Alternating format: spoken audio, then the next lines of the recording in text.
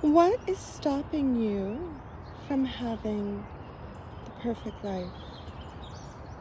What is stopping you from having the perfect career? What is stopping you from having the perfect love in your life? What is stopping you from having the perfect home?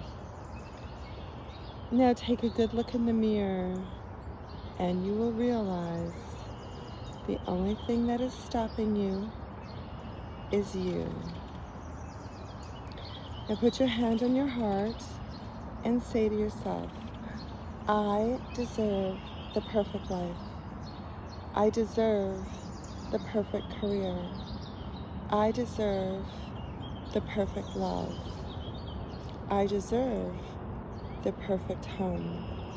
I give myself permission to be happy. I give myself permission to allow love into my life. I give myself permission to allow success into my life.